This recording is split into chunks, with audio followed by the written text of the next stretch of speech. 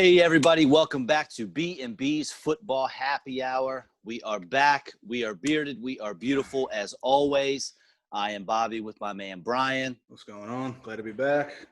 And as you can see, we have another handsome fellow with us today. It is none other than the host of Fantasy Game Day and FST on Sports Grid TV, the author of the Fantasy Black Book, podcast extraordinaire, and all-around fantasy guru, Joe Pisapia. Joe, nice to have you, man. How you doing? Well, I'm glad that I kept the beard for tonight. That's all I'm going to say. I was thinking about, well, maybe I'll trim down a little bit, but no, I've got to come correct here on the podcast, make sure I got the beard going. I want to fit in with the boys. So thanks for having me, guys. It is much appreciated. So, Joe, last week we had on a guy, Clyde Simmons, who spent 15 years in the NFL terrorizing quarterbacks. Mm-hmm. So how long have you spent terrorizing guys in your fantasy league? Longer than that, I think, actually, but not nearly as scary. Although I did before I just did this for a living solo, I for over almost 20 years or so, but really 10 seriously, I was a fight choreographer and teaching combat. So I guess I'm a little bit scarier than some people might realize. Don't let this nice facade fool you. I've trained in over a dozen different weapons. So If I have to get serious here, I will. But you guys seem nice, so we'll keep it nice and smooth for the rest of the show. Well, if I need someone to get my back, I know who to call. There you go. Here, baby. All right, Joe. Man, what a crazy season it's been. Obviously, all the COVID stuff. And, week one, we roll in. You never really know what to expect. Week two, we get hit with a rash of injuries that I don't think anyone has ever seen. And then week three, again, we see something that's never been done in history, and that is the Atlanta Falcons. And, I have no idea how you give up 20 points to the Chicago Bears in the fourth quarter, especially to their backup quarterback, which we love here, Nick Foles. He's a fan favorite for us in our show. Yeah, they got a 98% chance of winning in the fourth quarter, and they lose 2 weeks in a row. What's going on in Atlanta, Joe? It's the same thing that's going on for 4 years. They don't play physical on defense. They don't tackle in the secondary. It's some of the worst tackling you will ever see in your whole life. They literally look like birds, which is, they kind of like they arm tackle like this, like they have wings instead of hands. And it's been going on forever. I've been targeting the Atlanta defense against running backs who catch the ball in the backfield for the last 4 seasons on every DFS show I talk about it. And I know I'm a broken record, but guess what? It works every time. You're just going through in this defense. They the year they went to the Super Bowl, they had a couple things break their way. They had some young talent at the time. They were able to get to the quarterback a little bit. The pass rush was good. But ever since, they've had different rashes of injuries, which is always tough, but every team has injuries. But what they just don't do is they don't close and they don't tackle. It is one of the worst tackling secondaries I've ever seen. It's kind of like the antithesis of a team like Baltimore's going to, but Buffalo specifically. They have no physical presence back there. And what happens is these big physical wide receivers that you see can get out there in space. They just manhandle these guys, and it's over before it starts. And that's why no lead is safe with these guys. And I feel bad for Matt Ryan, but I love this because I have so many pieces of Calvin Ridley and Matt Ryan and Julio Jones and all these guys because this is what they were going to be this year. And anybody who's been watching them the last few years had to know this was coming again because they did not do anything to address it in the offseason or in the draft. Yet again, for like a third or fourth straight season. It's what happened to them in the Super Bowl. It's what happened to them all the time. They've been able to outscore most teams. But again, eventually that gets old. Yeah, Dan Quinn, he's got to be on the hottest seat in the NFL. When you have the 6th highest scoring team in the league and you're 0-3 because you give up more points than anybody else and he's a defensive-minded coach. I don't understand. Yeah, it's weird. It's very strange. And you would think a defensive-minded – if the offense sucked, you'd go, okay, it's Dan Quinn. He's the head coach. But the defense – and then you realize something that I think all of us always have to step back and recognize, which is some guys are blessed with great personnel. And he was blessed with incredible personnel, Hall of Fame caliber personnel when he was there his years in Seattle, right? So that makes him a genius, right? Because he got great players. Now, scheme's important. But when you have the players, that's everything. And what is always stunning when you see coaches like Belichick and guys like Andy Reid, guys who do a lot with lesser personnel at times, That's what good coaching really is. And that's why those guys have been Absolutely. forever, and that's why they've had so much success. But a guy like Dan Quinn, right situation, right time, and then over the last few years, clearly has been exposed over the league. And this is, again, not new, and I don't understand why they haven't addressed this issue, because it's been glaring for not a season, but for years now. Now, I have to get into this with you. I had to get your take on it. I guess the article came out today, or I saw some of the guys on the Titans. I think 3 of them tested positive for COVID. So I think that's sort of the first time it's hit, I guess, in the NFL, right? So, I mean, how do you think that's going to play out? I mean, they're saying they might move that Steelers game back to Monday night or something. I mean, maybe Tuesday. I mean, to me, I mean, NFL, it's just so different because, there's only 16 games, and kind of like with basketball and baseball, I mean, those guys are playing every other night. So I don't know. I mean, there's just so much money riding on these games and everything. I mean, what do you see? How does this play out? Do they just kind of, retest these guys in a few days and just say, oh, it's negative now, or what? I mean, well, look, having been through the baseball version of this firsthand with the guy who broke the baseball story of it every day on Fantasy Sports Today with Craig Mish, that was a wild ride. And I think I've learned a lot about that scenario because of we were the ones basically breaking that on our show, believe it or not, on our little Sports Grid show. We were the ones that broke that story, basically. It's great. And the crazy part about it is, you're right, man, because baseball is a lot harder because everyone is, back and forth, a lot of traveling, and they're playing constantly. Football's a little easier to manage. You can flip some bye weeks, but most importantly, you got to get the players healthy. Most importantly, you don't want it to spread throughout, because then you don't want it to be an epidemic kind of situation throughout a team, because then that's going to be really difficult for everyone for 2 weeks. So what you're trying to do is contain it first and foremost. And they're going to continue to test. And I don't think we're going to have an answer yet. Let's see in the next 48 hours what happens, because many of the tests came up negative, and then as time went on, they started to become positive. It takes longer for them to happen. So I would know way too much more about this than I'd ever want to admit now. But I'm always of the mind that they're going to find a way eventually to work it all in. Now, if it means postponing playoffs, if it means bouncing season, schedules back a week and things of that nature, they're going to do whatever they have to do. They will get all the games in. And it would not shock me to see this year be the year where they push the Super Bowl possibly to that President's Day weekend, which in my opinion, it should be there anyway, because I would love to see it there. It's the perfect thing. You get the day off Monday. Yes. I mean, it's a national holiday anywhere here. I mean, come on, it's a Super Bowl, for God's sakes. I would not be shocked to see them make that move and then somehow kind of keep that as they move forward here with this new CBA they signed this last year. But look, it's going to be very tenuous. The one thing I will say is this. Week 2 was dreadful with injuries. It was absolutely terrible. But you had to know at the back of your head, you can't empty the tank in 1 week with your fab, because you had to know at some point this was going to happen. It was inevitable that it was going to happen. I was hoping we get past week 4, but still, it is what it is. We're here now. But this is why it's very important, even this week, to manage that fab budget, because you're going to need it throughout the season. It's not like, I'm going to blow it on the first 2 weeks. It's very difficult to do that. And if you emptied the tank on somebody like Dion Lewis, man, oh, God, what a terrible idea that was. But you know what? Now you're in a bad spot. And I think everybody has to recognize that everything is fluid. Your bench matters more than ever. And you have to be very delicate with that fab and really target the guys, and don't waste money on guys you don't think can make a change in your lineup and actually make it better. So that's a perfect segue into my next question.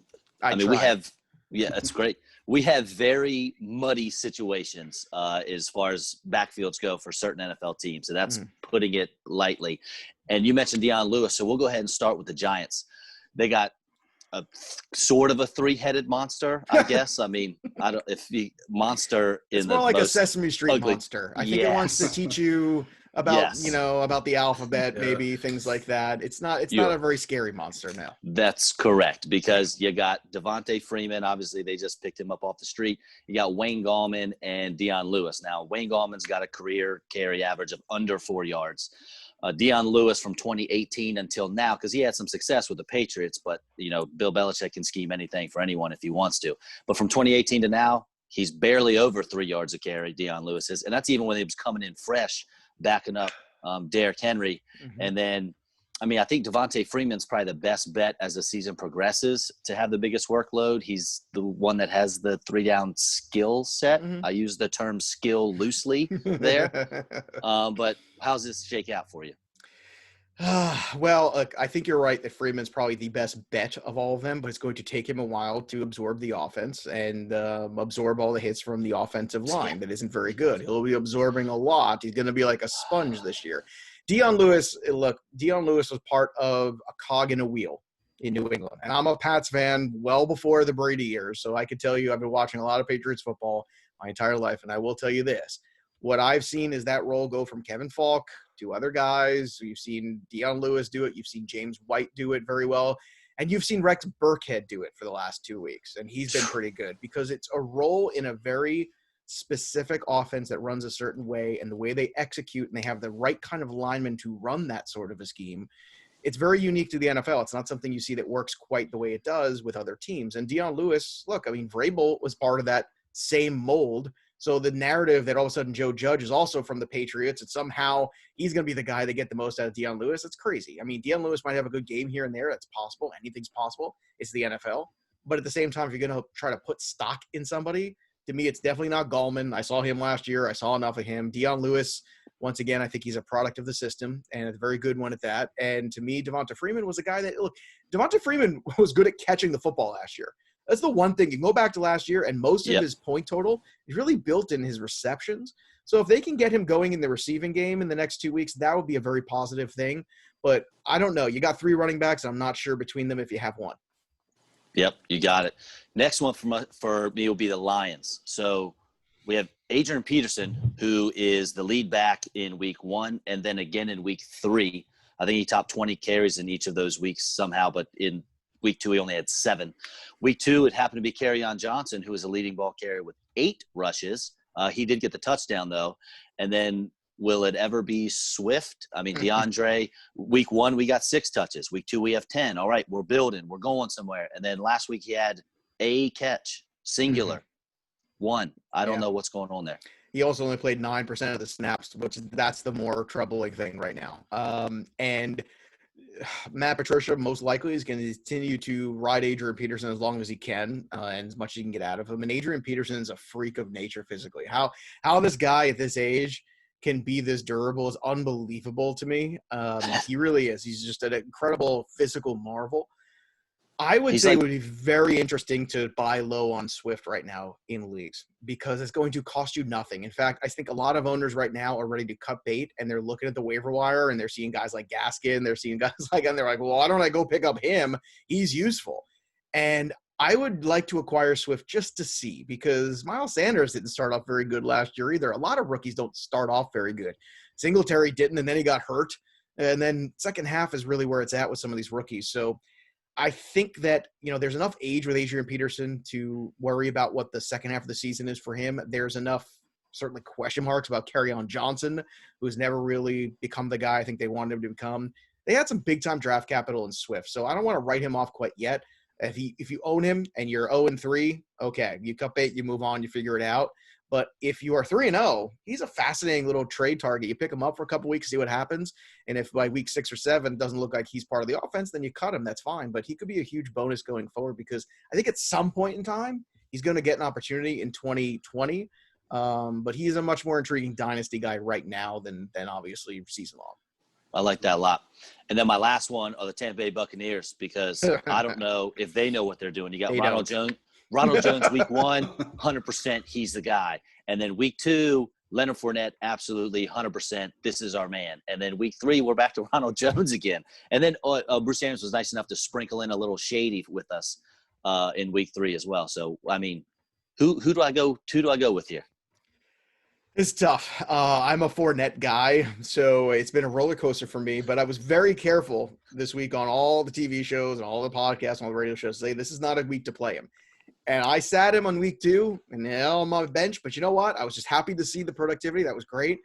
But I encouraged everyone to sit him week 3 because anytime you got running backs going a mile high, especially early in the season where people don't have their wind, it was never going to be a good situation for anybody in Denver. Just generally speaking, it's not a good look most of the time for opposing running backs to go in there and be good. It's just tough. I mean, even Derrick Henry didn't have a touchdown in that game, right? So I would say that going forward, I still think that Fournette is the better back. And I think the better back is going to win out. Now, that being said, week 4, they play the Chargers, right? So a pretty good defense so far this year. A little hiccup, I think, last week. I think they were looking past the opponent a little bit after playing up to their competition. I think they played down to it. We'll see if they kind of get kicked in the rear. But I think with Godwin out, that's a good thing for these running backs because I think Ronald Jones will continue to get his somewhere near double-digit PPR points. I don't think he's going away, and I don't think Fournette's going away either. I think this is one you still have to keep. Yeah, look, I just – it's going to be tricky week to week. I think you have to look at the matchups. This isn't the most ideal one either, but I think with Godwin potentially being out of this game, that's good news for Fournette because probably he'll get a little bit more involved in the offense because there'll be a need for him to be more involved. And the one last thing I'll leave you with is if you're going to have Tom Brady be successful at this stage in his career, the reason why he was good the last 3 years is because the Pats backed him up with a running game. And if you can do that consistently, you will get good games out of him. The reason why I got such a bad game out of him in Tampa is because you could not against New Orleans, week 1 with Tampa. It's because they had trouble running the football. So if you can run the ball effectively, look at week 2. Look how good Tom Brady looked, right? Throwing the ball all over the place. He looked fantastic in week 2. Week 3, 297, but still some hiccups and some other issues there just because the yardage total was big. But I think the Tampa Bay Buccaneers right now might be the best team in that division, and that's kind of a crazy thing to be saying right now, but they might be. It looks like the window could be closing for New Orleans. Yeah, they don't look too hot. I don't think Drew Brees don't look that great to me. I don't know. No. Not looking too hot. All right, man, I want to talk a little about some rookie receivers now. After the 1 o'clock games on Sunday, 3 rookie receivers were in the top 7 in fantasy. You had Justin Jefferson, T. Higgins, and Brandon Ayuk. So Higgins killed the Eagles in the red zone. Ayuk had a rushing touchdown. And Jefferson was an absolute stud out there against the Titans. Monster. So, I mean, all 3 of these guys are going to be hot commodities, I would think, fantasy-wise moving forward. Now, how do you rank those 3 rookies moving forward for the rest of the year? I think I would in that order because Debo's supposed to come back potentially this week, and if so, I think that pushes Ayuk down a little bit in terms of the target share potentially, regardless of how many other injuries. And he's an intriguing talent. He fits what they want to do, but he's still young, and Debo's a really good player. So I think a healthy Debo Samuel will kind of suppress his value a little bit. T. Higgins would be, so he's 3. T. Higgins would be the number 2 guy. I'll work my way backwards here. I just, with Tyler Boyd there, AJ Green's still there. I think it was great that he was able to find the open man. I think Joe Burrow's played great in these first few games, all things being considered. And I do believe that T. Higgins has some talent. And I think he's a fascinating guy in the long term. And he might have another game or 2 like this, but it kind of reminds me of early Calvin Ridley, right? Where you saw like a big game and then nothing, and then a big game and then not, in that it might be the case where he's going to have explosiveness, which is cool for like GPP tournament play in DFS, but for your season-long league, it's a little tricky. And I think Jefferson's the guy that I thought was going to go in right away and be very good for the Vikings. In week 1, I was kind of like, all right, well, I guess I was wrong about that. But you can't get too much, high and low about September. I will say that Jefferson fits more with the offense than I think a lot of people realize. There was a definite void there left by Stephon Diggs. I was not buying the BC Johnson narrative that a lot of people wanted to throw out there. I thought Jefferson was the guy. It was nice to see him have a huge game. And I got a fun fact for you. I was going to use it on the show tomorrow, but I'm going to drop it here first because I did a little homework, and I thought you guys would find this interesting. So everybody's, gloom and doom. Everything is falling apart here for the Minnesota Vikings, and that might be true. I mean, that very well might be true. However, at the same time, last year they were pretty darn terrible as well, the Vikings. Kirk Cousins was dreadful, if people recall, for those first few games. How dreadful was he in September? 735 yards, 3 touchdowns, and 2 picks. October and November, 2,021 yards, 18 touchdowns, 1 interception for Kirk Cousins. So I don't know if it's the fall. I don't know if he's a pumpkin spice latte kind of gal. I don't know what's going on for Kirk Cousins. But before we go and just write off the Vikings altogether, let's keep in mind it was this bad when it started last year. Let's see if Jefferson, Dalvin Cook is all world. Let's see if these guys can kind of rally around. The defense has got to be better. There's no doubt about that. Defense is really what's letting them down here. Kirk Cousins hasn't helped with the way he's spread the ball around to the other team. But at the same time, he was equally bad last year. And then he went on this run for 2 months that was basically the same stats as Russell Wilson over that period. Nice. Yeah.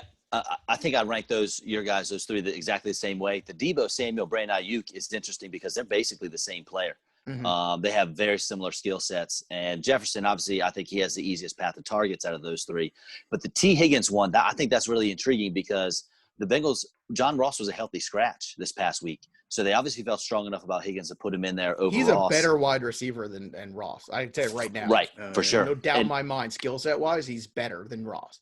I mean, A.J. Green is a stub toe away from missing the rest of the year too. So, I mean, that's looking pretty good. He's getting so many targets. It's so frustrating. You're getting so many targets. You're just waiting because you know the math. Like, you just know. If you've been doing fantasy long enough and you see that kind of target share, you know eventually it's going to hit pay dirt. It's going to be huge. But here we are now almost a month into the season, and it hasn't happened yet. It's starting to get really frustrated. It really is. Was it week 1 or 2 when he had 13 targets and 3 catches? I mean, it helps that Joe Burrow's throwing the ball 55 yards a game, but it was week 55 times a game. It was very frustrating. Gosh. I started him over Tyler Boyd that game. Oh, yeah, and look, Boyd's been terrific. Yeah, Burrow's been great. Boyd's been terrific. I think because Burrow's been so good, you've seen a little less Mixon. But I think if the Bengals were smart, they would start to push Mixon a little bit more here and even Burrow out just a tad. Because as exciting, as fun as he is, I think you want a more balanced attack. It's going to help you get closer to winning football games. And they're getting closer to it. We saw it. They almost beat the Eagles this week. They probably should have. But, the Eagles, that's a whole other disaster. Yeah. Awful. And this Jacksonville game could be a good bounce back game for Mixon. I mean, this is a great matchup. Him and Robinson. By the way, do you know that James Robinson is on pace for 1,500 all-purpose yards this year? Yeah, he's killing. Let that sink in. That guy was free. He was a free square, undrafted, and none of us knew who he was. No fantasy analyst can sit here and tell you that they had a good beat of who James Robinson was. Not one of them. And if they tell you, they're all lying if they tell you they did. And every year something like this happens out of nowhere, whether it's Adam Thielen out of nowhere or James Robinson out of nowhere. It's great. It's fun, but it is such an incredible game changer if you can have that guy. And I'm kicking myself because he was free and I don't have him anywhere, and I wish I did.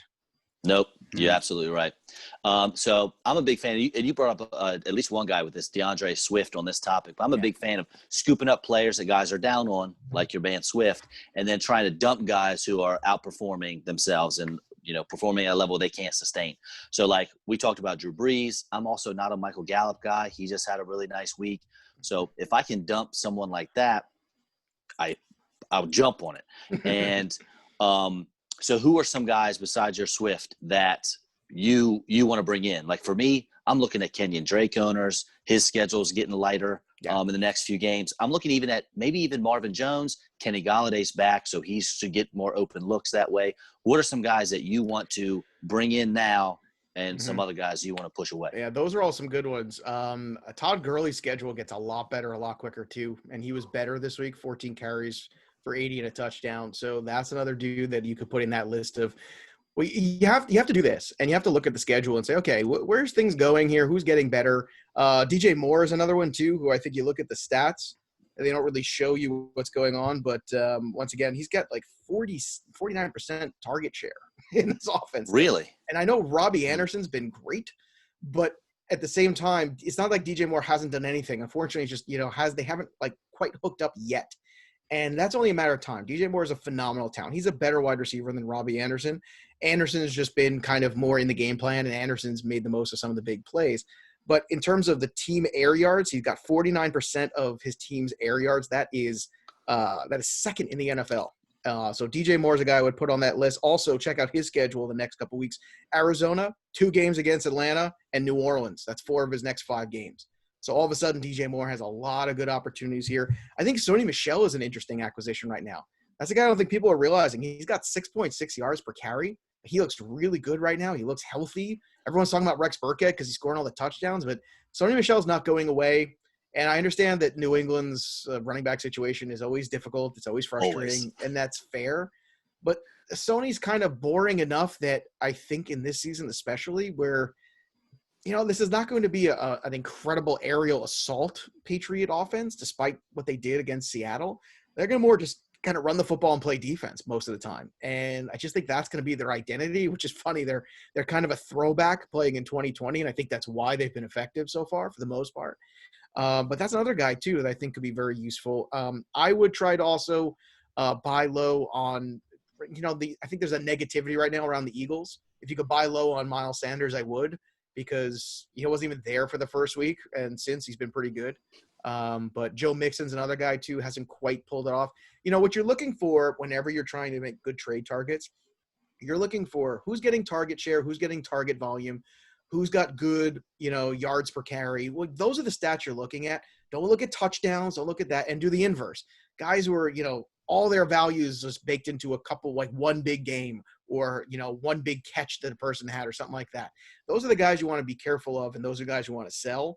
I don't know if Josh Allen can keep this up, but in a single quarterback league, if you've got Josh Allen and, you could get another, QB1 and a running back or a wide receiver in a deal like that, I would definitely be looking to do that. I think that would make a lot of sense there. But I think what you're always looking to do is say, it's tough when you have players on your team that you liked and they're way outperforming your expectations, but you have to be honest sometimes and look at the schedule, look at what's coming up, and then try to understand, find the value, and then look at guys that are just bargain basement. We mentioned Swift, right? His value is really low. Antonio Gibson's intriguing too. He's starting to get more familiar with the position. People forget he was a convert from wide receiver to running back. So a guy like that, as the season goes on, there could be a quarterback change there, and who knows, that might be positive for him at some point. So you look for the guys who are kind of making incremental improvements, and their secondary numbers are all good, even though maybe touchdowns or the simple numbers aren't yet. I feel like we're talking about my one fantasy team because I have pretty much every one of these guys. Wait, every one of the guys to buy low on? Well, no, I ain't gonna lie. I just sold on DeAndre Swift. So, well, what'd you get back? I'm curious. Let's talk it out. Well, I traded Odell Beckham and DeAndre Swift for Tyler Boyd. That's okay. You know what? Receiver. I think Boyd's he did okay killing. there. Boyd's killing it. Too. And let me tell you something. Baker Mayfield, that dude is just always going to be reckless with the football. And that's crap you get away with in college. You can't get away with in the NFL. Yeah. And if they're smart, they'll keep just handing the ball off and run Hunt and run Chubb and run play action. And every time that things go wrong is when he gets out there in the pocket and he starts getting reckless with the football, trying to throw the ball downfield because the dude's just not ready to do it. He's just not there. And I don't think that's a bad trade. I actually think that's a good value. Yeah, and I understand the value for the other team too. You want to trade to look like that. Where everybody kind of wins and gets what they need, Yeah, I have Sanders, I have Mixon, and I have Gurley. And then I have Robert Woods out there at receiver. So I needed another guy, and I don't know. I kind of watched Tyler Boyd got first. 3 healthy running backs. How many teams can say that? That's true. So, I kind of just threw Swift in that trade because, just to kind of sweeten the pot. He's not really cracking my lineup, I guess. That's fair. Yeah, he's probably not, especially with the 3 packs you have because they're pretty steady. But I think those are good deals, and you got probably the most effective player in that deal. And Odell is not what Odell was in New York. I think everybody's got to be realistic about that at this point in his career, and that offense does not suit his skill set, and they are not going to tailor it to him because they're not capable. That Baker Mayfield and company is not capable. The best thing they can do is just keep turning the ball and handing it off because let me tell you, those boys. They look real good running the football, those two. Yes. Yeah, that's true. Here's another guy I got. I got Darrell Henderson on a couple of my teams. Now, what do you think about him moving forward? Is he the guy, from here on out or what? I think he's going to be. I think it's tough to not say anything other than that. I think Malcolm Brown will show up again at some point. Mm-hmm. I think with Akers' injury, what's going to happen is the difference between this year and last year is, and I kind of said this on the show today, and I believe it to be true, is that I think this year with the Rams, it's more of a meritocracy. Like if you play well, it's your job. Whereas last year, you couldn't do that because you're paying Todd Gurley too much. You had to justify the salary and you had to get him involved. I think if they had their druthers, they would have made a change there at some point to somebody else. Now, I think Akers is the best entity of the 3, or at least the best potential entity of the 3. But he's not healthy, and he's a rookie. And you know what? Just because we want things to happen doesn't make them so in the NFL. And it doesn't mean they always happen out of the gate in year 1, especially for rookie running backs. And I think that's a hard lesson everybody's got to learn. But Henderson, the last 2 games have been really good. He's been super efficient too, which is what you're really looking for. And if you are rolling offensively and things are going well for you, I know they didn't win that football game, but they almost pulled it out. I think you look at that and you say, okay, this is working. We continue to stick with what's working. And I think that's going to be that frustrating hot hand. In a perfect world, if you have Henderson, I would absolutely reach out to the Malcolm Brown owner and just try to get both of them, or the Akers owner, and just try to get 2/3 of that backfield just in case there's an injury. At least you have it all intact, especially with COVID and everything else going on. It wouldn't be a terrible idea And I'm not big on handcuffing running backs all the time and wasting roster space. But in a situation like that where you've seen Malcolm Brown be good, where you think Akers could be good, and you've seen Henderson be very good, then at least you know it's the role in the offense maybe more than the player. So you feel good about, okay, if there is a problem, I have a little insurance policy as the season goes on. Now, PFF has Henderson as their number one running back in the NFL right now. Through 3 weeks. He's only played 2. Hey, look, that's not me. It's PFF. Hey, man, I got my buddy Andrew Erickson from PFF on tomorrow's show. So, I mean, nice. You know what? They do great work. And I'm sure, like I did mention, right, he's been incredibly efficient. I mean, so that's what they're looking for. I mean, he's definitely going to be a deep stat darling. I don't know if I'd call him the best running back in football right now. I think there's still some Ezekiel Elliott and Dalvin Cook and Nick Chubb and Derrick Henry and other people like that. And some guy named Kamara too. He's not bad in terms of heard fantasy. I've heard of him. He's new. But no, it's funny because maybe deep stat wise after 2 games, but if Henderson was so great, he would have really threatened Todd Gurley more last year. I just think that they've fixed some of the problems they had last year with the O-line, and these guys all recognize that they're in a battle for carries. So motivation's a really funny thing. And I think you're seeing that with Malcolm Brown. You're seeing that with Henderson. These guys are motivated. When they're getting the opportunity, they're performing. And don't be shocked if they lose some carries here and there. But Henderson, I think, would be the guy going forward. However, it's definitely one of those fluid situations where it's worth having that second guy, at least one of them. And if I had to bank, I would take the healthy one in Malcolm Brown right now, or the healthier one, I guess, of the 2. Yep. I got one more for you, Joe. Mm-hmm. So for me, let's pretend your team is 0-3, and oh, I don't want to pretend that. All right. and you're struggling. You find yourself like you are in a deep, deep hole. So what are some strategies that you use to try to keep yourself in the mix, to get that shovel, dig yourself back up, maybe try to get middle of the pack midway through the season, and then kind of make a final push for the playoffs? What do you do to keep your head up and to try to keep pushing forward? It's a great question, actually. I think the first thing you do is you take an honest look at your roster, or send it to someone like me if you can't be honest with yourself. And I'll be honest. Joey P will always be honest with you, for better or worse. And I think you look at it and you say, okay, are these guys I believe in, are they underperforming? Are these teams underperforming? Have they had terrible schedules? For instance, let's say you're 0-3 and you have a couple shares of Texans guys, right? Well, guess what? The Texans schedule gets a whole lot better in the next couple of weeks. First 3 weeks out of the gate, you had to play on the road, the defending Super Bowl champions on Thursday Night Football with no preseason. Then you had to go back home to play Baltimore, which is no piece of cake with that defense and Lamar. And then you had to go to Pittsburgh to play the damn Steelers defense. So that is tough. So going forward, it's always going to be better. So all of a sudden, if you're looking and say, well, I got Sean Watson, I got Fuller, I got DJ, I got guys like that. I think you look and you say, okay, there's things going forward. If health is the issue, that's tough. I mean, if you're a team, and there's a good chance that if you're a Saquon or CMC owner, you might be 0-3. It's very possible, which is tough to say or to think about. But if you realize that first game for both those guys was not exactly, all world, and there's a good chance you could be at least 1-2. So you're kind of fighting from behind a little bit. I think what you do is first of all, you're realistic about the talent you have and what their future individually is going forward. Look at the schedules, look at the matchups. If those matchups still don't look good, then you might want to look and say, okay, what are the best assets I have, or who's overperforming that I can try to turn into more players? And maybe you're going to take some shots. Maybe you're also going to look at the waiver wire. In a single quarterback league, if the one thing you've got going well is quarterback, well, guess what? There's more than 12 quarterbacks right now in fantasy that you can plug and play and you get some productivity. As long as you don't have Russell Wilson or Patrick Mahomes, and if you do, I have a hard time believing you're 0-3. But if you have somebody who's, just a very good quarterback and, you can maybe flip them. I think it's very difficult this year, especially with all the injuries. The waiver wire got, soaked up real quick. But I think you have to be honest. You have to look forward, and you have to make it a real evaluation of, do I have the ability to go 3-0 in the next couple of weeks, or at least 2-2 in the next couple of weeks and get relevant again?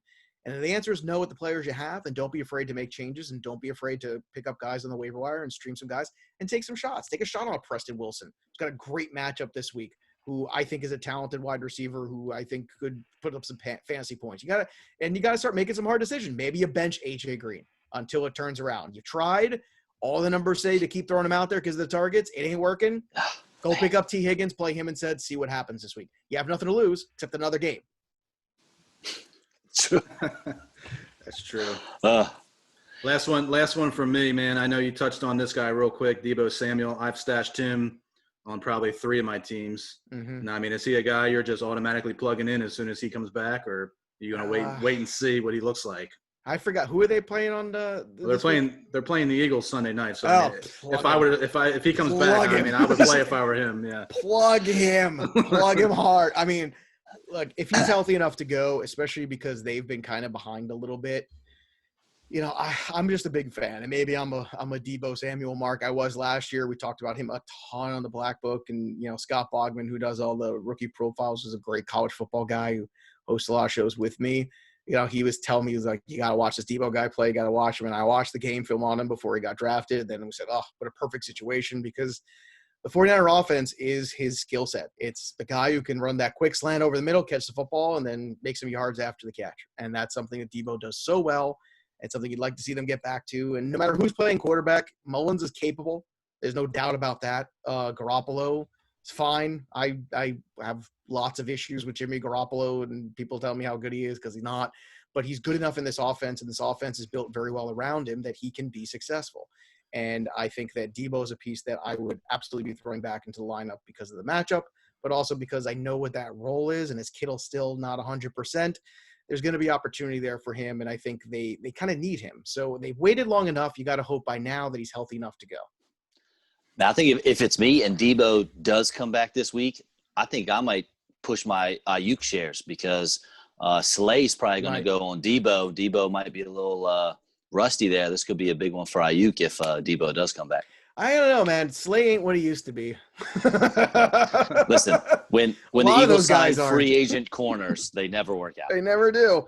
It's just funny. And that's always a red flag, too. When you see a great corner, it's rare that happens. I mean, even in Darrelle Revis's later years when he went to the Pats, he wasn't the same guy.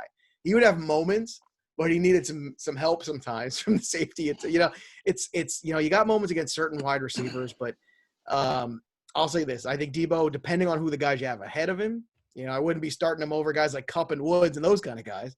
But I think if you're trying to really struggle with that third wide receiver, if you can afford to wait the week, okay. But if you really can't, then I think there's worse plays than Deebo this week in the first shot out against the Eagles. Awesome. Well, tell you what, Joe, before you head out of here, why don't you go ahead and let everybody know, all our listeners, what it is you got going on and how we can check you out outside of B&B's Football Happy Hour. Well, first of all, I enjoyed the happy hour. I appreciate you having me on. It was fun times. But yeah, you can see me every Sunday morning on Sports Grid. I'm hosting Fantasy Game Day with the Impact champion, Eric Young, and Lucha Underground and WWE star, Matt Stryker. So the three of us, numbnuts, talking football every Sunday morning, 8 a.m. Eastern. It's a great show. It's really fun.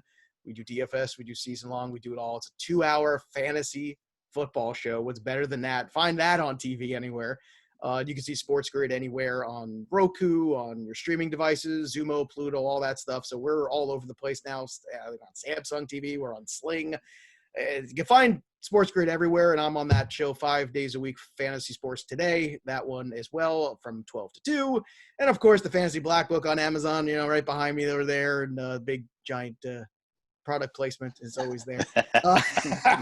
And of course, Black Book Podcast. I host a wrestling show. I host a DFS show for Line Stars. So it's easier to not find me than it is to find me. But I appreciate you guys having me on. Yeah, I got to say, this past Sunday, I had Sports Grid on my TV, and it was great because. Oh, you like it? Good. Yeah, usually Sundays it's me and my son. I have a 2.5-year-old, so we're running around. We're coloring, we're drawing pictures, we're reading books, we're playing, baby. And I got Sports Grid up on the big screen, help me finalize my lineup moves and putting guys in over other guys. So it was great for me. I really enjoyed it. That's awesome, man. I love it. Love hearing that. Yeah, and it's great because we have an opportunity to really, you see like the live stream shows, you see stuff, and ESPN and NFL Network will throw out their little half-hour fantasy things and stuff like that. But we do the 2 hours. We go through every position. We do the whole thing, and I feel like that's how we watch the game. It's how we digest the game now. It's through fantasy, it's through wagering, it's through DFS. And, it's such a huge part of how we consume sports now. So having something like Sports Grid and these kind of shows is a great opportunity because I think I think like that's how we communicate now when we talk about NFL. It's like, oh, who's on your fantasy team, right? Like that's the one thing that can connect us all like really quick, right. And we can all bitch about how the Vikings suck or Carson Wentz is terrible this year, all these things, and that's great. Like it's great to still have those things in this country nowadays. So I'm all for that. And like I said, I appreciate you having me on. You can follow me on Twitter, of course. I forgot that at Joe Pisapia 17, so you can see all the links for all the crap there, but that's good, man. Keep coloring too. I want to see you stay in the lines. I want to see you work. It's tough, man. It's tough. It's difficult. Hey, man, I was stay-at-home daddy for almost 10 years. Let me tell you, still do it. So hey, I got a few pictures on the fridge. Don't worry. There you go. Oh, he made the fridge. You hear that, Brian? Yes. He made the fridge. Nice. Hey, Joe, thanks a lot. It's been great. Yeah, man. Thanks for coming on. I saw on your Facebook you just celebrated a birthday, so happy. I did. I'm an old man. So, thanks, guys. 42. Happy birthday, brother. Yep. Best thing about being bald when you're young is you look the same for the rest of your life. There you go. All right, nice. Man. Joe Pisapia, everyone. Thanks a lot, buddy. Thanks, brother. Thanks, guys. Yep. See ya. All right, man. Good stuff. Nice. Boy, that guy, man, he knows his fantasy football, doesn't he? Oh, yeah. He knows it all, man. Yeah, I guess when you told me that he was coming on, I checked out his the Sports Grid stuff on last Sunday. So, yeah, I'll definitely be watching that because I'm usually up right around 8 o'clock anyway on Sundays. So, yeah, man, check that out. Now everybody's going to know. Not too many people, though. I mean, not everybody, at least in our fantasy league. So everybody can't be taking the same advice. So we'll have to spread it out. All right, man. Oh, before I forget, as always, music by Dunson. I always remember at the end. For some reason, it slips me there in the beginning. But everyone, get on him. He's great. Love his beats. Yeah, good stuff. What else we got here? Yeah, everybody keep adding more people on Facebook. I think we're in the 920-ish range. So yeah, let's make a push this week. Let's get over 1,000. Yeah, it's been a little quiet. Come on, folks. We have our definitely crew of people that post all the time, and we catch a few people here and there. But yeah, let's make a big push over 1,000 maybe, so we can get like, I don't know. That one week we had, it was nuts. We had like a couple hundred people added. But yeah, let's try to. What is it? Week 4. So yeah, I mean, let's try to get at least 50 people. I'll have to make a post or something. I don't know. Get everybody to add all your friends again and everything else. So we'll do that, man. I think we need to get them stickers too. I know we got stickers coming. So once we get those rolling, we hand those out. Yeah, we'll give them out. We'll give them out. We'll have to start throwing them out, I guess, to some local people. And I guess if people want to order a few, I guess we can always ship them in an envelope or something, I guess, and do that. So. All right, man. So what else you want to hit on before we get out of here? We got a good 15, 20 minutes left, I think. Yeah, we got a few minutes here. Show. I think, Joe was on, I think, for around 45, so that was great. Yeah, man, we might as well just touch on some of the games week 3. You hit me with a game. I'll give you my thoughts. You tell me what you think. All right, man. I guess we'll just start from last Thursday night. We had Dolphins 31, Jags awful 13. It was gross. I love Gardner Minshew, and I really thought he was in a nice spot there. But DJ Chark being out, I think that really bothered him more than most people figured that it would. And I just heard today, I think that Chark's getting more tests on his chest, back injury, whatever that is. So we'll have to see how that plays out. And the beard won over the mustache. I was going to say that was my for sure. Yeah, I definitely I watched most of that game on Thursday night because it was the only thing on. But yeah, I mean, my take on that is beard is better than mustache. So we'll have to go with that. Myles Gaskin's legit, man. He's Jordan Howard's nothing. Jordan Howard's on pace to have something like 87 carries, 62 yards, and 16 touchdowns on the season. He's not even averaging the yards a carry. And Matt Breida's a ghost. So Myles Gaskin, who saw that coming? He's the guy. And this is a game. We talked about Bears 30, Falcons 26.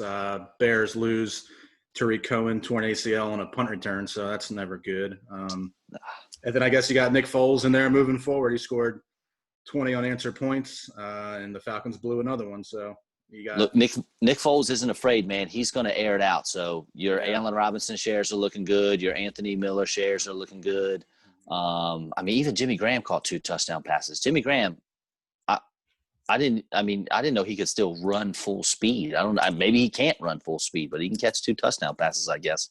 Yeah, that was pretty surprising to me. But yeah, I think in our league, somebody dropped Anthony Miller, and I just happened to pick him up to stash him. So yeah, I'm kind of excited to see I'll give it I'll stash him on there for a few weeks, see what happens. Yeah, and if I were you, if you got an empty spot on your bench, I'd pick up Brian Hill. He looked a lot more explosive and a lot better than Todd Gurley, and Gurley is very injury prone. Yeah.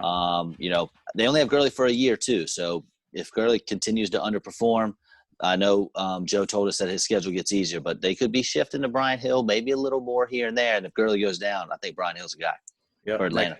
Yeah, for sure. Next game this was a pretty good game. I watched a little bit of this one, Bills-Rams. Bills win 35-32. This one, Josh Allen, he's having a good year. 10 touchdowns, 1 pick. I know I posted I reposted a picture, I guess, of some of his stats, and some people were still hating on him, man. But I think this year he's figured it out. I think he's gonna have a big year this year. Well, if you look, man, that first half he was lights out, but then that second half, besides that final drive, he really wasn't that good. He tried to let the Rams come back and win that game. Yeah. Cooper Kupp had easily the best game of his season. Mm-hmm. And I don't know, that it's volatile. You never know who's going to get the ball. One week it's, last week against the Eagles, it was Tyler Higbee. And, this week was Cooper Kupp. Robert Woods got a little bit of action in there. But I don't know, Stephon Diggs is legit. I know everyone was worried about him going to Josh Allen, inaccurate quarterback. But like you said, Josh Allen is playing a lot better, and he's finding his man Diggs, and Diggs is and I was watching balling out. And I was watching this game. I was switching back and forth with it. Unfortunately, I was watching the terrible Eagles game, but I think he got 2 touchdowns called back on penalties too. They threw a screen pass for like 2 yards. He ran it in. They called a holding, and then 2 in a row, wasn't it? Yeah, I think. And then Allen threw another one to him like a play or two later. It got called back. So he could have had a lot bigger of a day than what he did. And he still did really good. If John Brown's out for a while, keep an eye on rookie Gabriel Davis. He's getting some play. All right, man. Next game, Browns 34, Redskins 20. Didn't watch a second of this game. Odell Beckham, I started him in my fantasy league. Thought he was going to have a big game. He had 4 catches, 59 yards. Traded him. So I'm over Odell Beckham. The Redskins, so far, it's only been 3 weeks, but they have a decent pass defense somehow, some way. I don't know what's going on. Maybe it's because teams don't have to throw on them and they're just running the ball, because Nick Chubb and Kareem Hunt both had great days against Washington. So, play the running backs. I don't know what you're going to do with that whole receiver situation. I'd shy away if you can. Although the Browns do have a great matchup coming up this week against the Cowboys, I believe. Mm-hmm. And the Redskins, if your name's not Terry McLaurin, I'm not starting you, and I'm worried about him because Dwayne Haskins is bad. Yeah, Haskins 3 picks. He just looks like he's 5 turnovers. He's got a lot of he's got a lot of growing to do if he's going to be good in this league. So we'll see. Let's go, Alex Smith. Yeah, man. Well, I love Alex Smith, but man, I know. I'd love to see him out there. I know. I'd love to see him me too. Yeah, shoot, man, me too. I just don't want to see him get hurt again. I don't know, man. Right. All right, man. Next game, you had Titans-Vikings 31-30. To me, Jefferson was a standout in this game. He had 175 yards and a touchdown. And Henry, 26 carries, almost 120 yards. So he's kind of Henry's good. Cook's good. Thielen, I tell you what, this could be the turning point where I told you Justin Jefferson might outdo Thielen this year. Yeah. It looked good for 1 week so far. And Jefferson, his involvement's increased each week. Yeah. So keep an eye on him. I might start him as a flex this week in one of my leagues. We'll see, but I'd prefer to keep him on the bench and just wait and see. Yeah, another week or so. But you'd hate to miss out on another game like that. That's true. Next one, Patriots 36, Raiders 20. I didn't watch any of this one either, but Patriots just find ways to win. Cam didn't look that great. His numbers weren't terrible. He was 17 of 28, 162, 1 touchdown, 1 pick. Patriots, I don't know, just find ways to win. They still scored 36 points. So I don't know if it's Cam Newton or if it was the Raiders defense, but somebody killed me here because going into that game, I was so high on Cam Newton. Mm-hmm. The Raiders were like 28th in pass yards allowed and 31st in rushing touchdowns. Passing yards, rushing touchdowns. That's Cam Newton all day. Mm-hmm. And he goes out and gives the ball to Rex Burkhead for 2 touchdowns inside the 5. Yeah, that was frustrating. Yeah, that was a tough one. Let's see. Next one, Bengals, Eagles. I'll pass on that. That was a tie. That was terrible. Awful. Yeah. Tyler Boyd had a big game. T. Higgins, but Mixon's like I said, he maybe if you have faith in him in the future in the upcoming weeks, you could buy low on him now. Just like Joe was telling us. Yeah, he's a guy that I have on probably 2 or 3 of my teams, and I'm just waiting for the week where he's going to do something big. So I'll keep throwing him out there for now, but we'll see. I might be running thin on him too. Next game, Steelers 28, Texans 21. Steelers are good. I mean, that defense is pretty solid. Texans were there, though. Texans hung around the whole game. Texans played their best game of the year. Deshaun Watson looked pretty good from what I watched, and David Johnson did not. So that trade looks terrible. Bill O'Brien. Trade's not looking so hot, man, because we knew that, though. Yeah, we knew that, but now it's showing. I mean, David Johnson had a good game. I guess, what was it, week 1? I mean, he had a pretty decent game, but he had 23 yards on 13 carries. I mean, he still scored a touchdown. I mean, which I guess if you're playing him in fantasy, salvaged, I guess, somewhat of a decent game. But yeah. I'm excited to hear. I'm excited that the Texans are having a lighter schedule coming up because I don't know how or why, but I have too many shares of Brandon Cooks. So I need him to do a little something for me in my flex in a couple leagues. And Deontay Johnson, keep an eye on him. I think he suffered a concussion because James Washington came in for the Pittsburgh and had 7 targets this past week. And if Deontay Johnson's again, James Washington would be a free ad on that waiver wire because nobody owns him anywhere. So that could be someone to keep an eye on. Yeah, that's true. Next game was 49ers 36, Giants 9. Giants are terrible.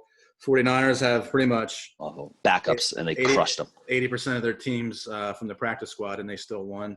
Mullins threw for 343 yards and a touchdown. Jeff Wilson scored 2 touchdowns.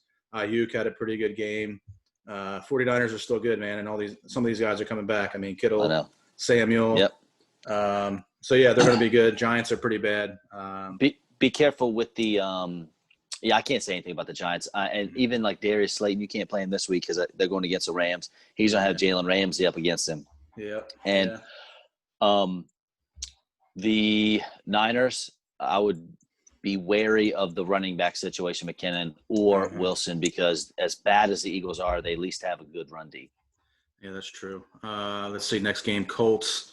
Another bad one, 36, Jets 7. My only thought on this one was, I mean, how the hell did the Colts lose to the Jaguars in week 1? That was my only thought. When I thought about this, I was like, I don't know. But, yeah, anyway, Taylor looks pretty good. T.Y. Hilton is doing nothing for you, but the starters are sitting.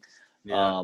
The Colts, hopefully they have a tougher game coming up this week, and, maybe they'll have to use T.Y. Hilton in some way, shape, or form because he has underperformed big time. I don't even know if he's a top 50 receiver this season right now as it stands. Yeah, that's tough. Luckily, I don't really have him on any of my squads, so I don't have to make that decision. Let's see, Panthers 21, Chargers 16. I really thought the Chargers were going to look good in this game, and they didn't. They almost beat the Chiefs. Yeah, that's what I mean. I really thought Herbert was kind of going to have like a little bit of a coming out party here, but like he did at Oregon, he was pretty inconsistent. I mean, his stats look decent, but he really didn't play that well. He did okay for you fantasy-wise. Yeah, 330 yards, touchdown, and a pick. But, I mean, most of that was, garbage time because they were down, you know what I'm saying? So, I mean, he put a lot of them yards up when they were trying to come back in the second half. But, I don't know, man. I guess Keenan Allen had a huge game, so that might be looking good for some people, I guess. He had 19 targets, so, I mean, that's crazy. Herbert loves him and Eckler. Yeah, man, Eckler I think he had 11. So, yeah, that's pretty wild. So, yeah, get those guys rolling. Let's see, Bucks 28, Broncos 10, Brady 297, 3 touchdowns. So, he's looking pretty good, I guess. Yeah, Mike Evans scored on a few. 2 catches, 2 yards, 2 touchdowns. Yep. What kind of stat line is that for a receiver?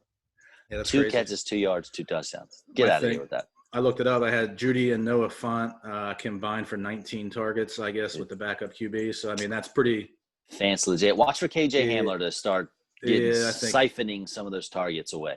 Yeah. And then once he gets a little more acclimated with the offense, I think he missed week 1 with an injury, so he'll get rolling here, I think. Yeah, and I don't know about Locke. I haven't really looked up. I guess he's out for another couple 2 weeks. I think. 2 weeks. I think 2 or 3.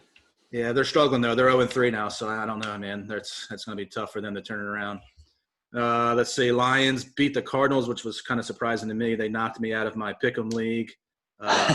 So kind of upset about that. Murray, I love Kyler Murray, man, but he looked pretty rough. I mean, he still had a good – He runs the ball. Yeah, that's pretty much the only way he salvaged a good fantasy game. Yep. I mean, he had 3 picks. He has a great floor for you because of those legs of his. But that legs, yeah, I mean, he always is scrambling out there. I mean, the dude looks nuts when he's running around. I mean, he was out there juking guys like it was Tecmo Bowl. I mean, the dude was out there just straight carving people up, man. It's crazy. He makes dudes look silly every week.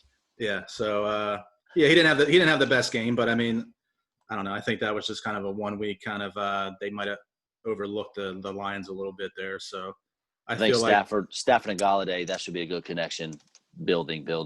Yeah, and Hopkins again. I mean, dude had what do you have? 10 catches, 137 yards. So I mean, every week. It's like he's same with the Texans. Yeah. Complete animal. Yeah.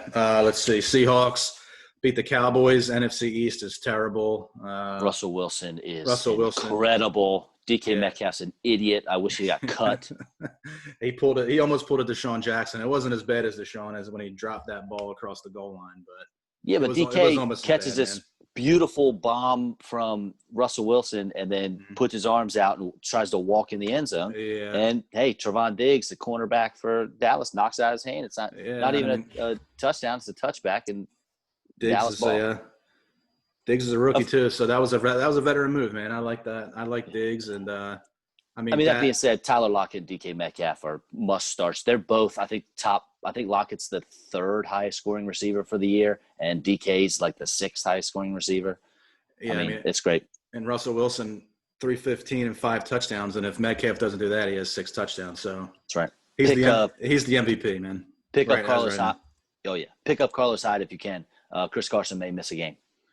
Yeah, that's true. Let's see. Next game, Packers 37, Saints 30. Rodgers complete. I think he's on a warpath, because they drafted Jordan Love.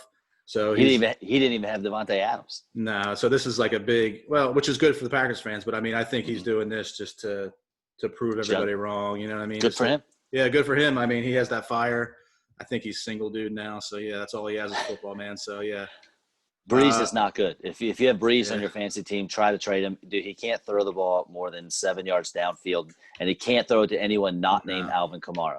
Yeah, Kamara is a beast. I mean, he's probably – I'm surprised when Joe was rambling off those running backs, he wasn't the first one he talked about. He kind of had – He's the number 1 scoring player. Last. Yeah, I thought he would have been – 106 fantasy points in a PPR, I think. Yeah, I mean, Chris Collinsworth was drooling over him on the TV saying how great he was. But, yeah, I mean, he is good. And, I mean, to be honest, Drew Brees looks pretty bad. I don't know. I mean, this might have to be his last year. I don't know. We'll see. But he doesn't look too hot. Last night's game, Chiefs 34, Ravens 20. Man, just Chiefs are the best team. Lamar Jackson looked silly. Yeah, and then he came out today and said that, the Chiefs are his kryptonite, so that's never good. That's almost as bad as Darnold telling everybody that he sees ghosts. So, Kevin, I'm sorry, man. I mean, the Ravens are still one of the best teams in the football, but it's never good when your starting quarterback seems like he's almost scared to play the Chiefs. So yeah, Lamar Jackson not good. Doing his best Kirk Cousins impression and choking in the spotlight. Yeah, man, 97 yards. It was a rough lowest passing total in his career. That's a rough one, but short career, but still.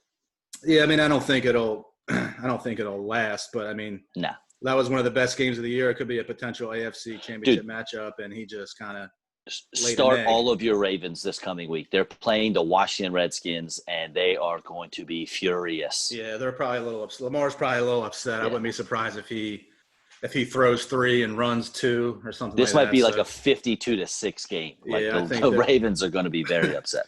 Yeah, they're probably a little upset, man. So yeah, I think so that ends week 3. Yeah, that was great stuff with Joe there. Talking about fantasy, so everybody needs to check that out. Just real quick, I mean, week 4, let's see. I mean, I don't know. It's another kind of hit or miss week. You got New England and Kansas City at 4:25. That'll be It's going to be a weird one, man. It's going to be a weird one because Belichick's defense is – I mean, he lost, 6-8 players for the COVID stuff, and he still has a top 12 defense. So, I don't know. That one worries me. That could be I don't know. That could end up being a low-scoring game, I think. Yeah, that one scares me. I'm steering away from that one if I can. Mm-hmm. And I had Pittsburgh, Tennessee, but now with the whole COVID thing, I mean, I don't even know if they're going to play that thing. I don't know, man. Buffalo at the Raiders, that could be an okay game. We'll see how Josh Allen does on that one. I think he'll do fine. Other than that, yeah, I mean, Monday night, Falcons, Green Bay, that'll probably be a blowout. So big week for Aaron Rodgers. There's going to be points man. scored, that's for sure. That's all the Falcons can do is score points and give up points. Yeah, so that's it, man. So, that wraps up. I don't know. What is this, episode 23? 23 or 24, yeah. Yeah, I think it's a Michael Jordan episode. There you go. So I guess we sprinkled in a few extras there with some of the other bonus stuff, but we're calling this episode 23. So, all right, man. I guess, yeah, man, check us out on all the platforms there. And I made a post YouTube. earlier. Yeah, I made that post Subscribe. earlier last week. Even if you guys are watching this on Facebook, at least go out there and add whatever. Everybody has an iPhone or something like that, or download an app and just add our podcast. You can listen to it in the car. Even if you watch it on Facebook, just give us an ad, so kind of boost our ratings a little bit there. Give us a 5-star rating or something like that and make us all happy. So, and I'm going to run through real quick with the B&B's Football Happy Hour listeners, Fantasy Football League. I'll give you our current rankings. Okay. Kevin is in first place. He's 2-1 with 478 points. Dan Coons is in second. He calls himself Calvin on Facebook. If you're following us on there, he's 2-1 with 469. Bailey is 2-1 with 407. Albert Leach is 2-1 with 405. In fifth place, that is yours truly. I am 2-1, 385 points. Mikey is also 2-1, sixth place with 384 points, exactly 1 point behind me. Mm-hmm. Blake with Miller Time is seventh. He is 2-1, 366 points. So our top 7 teams are all 2-1. Yeah. We have Tom is eighth, 1-2 with 392 points. Pierce is next, 1-2, 390 points. You are 10th, 1-2, 345. You beat me this week by less than 1 point. Pretty upsetting. Yep. I should be undefeated for sure. Unfortunately, I am not. 0.94, I think is what it was, what you beat me by. Yeah. David is 1-2 with 331. And then poor John is 0-3 with 307 total points. So there it is. We'll keep you updated weekly, and I'll post that on Facebook for us as well. All right. Sounds good, man. Yeah, you'll post that. We'll post this up on Facebook and all the other platforms tomorrow. So check it out, and we'll catch you guys next week. See ya. See ya.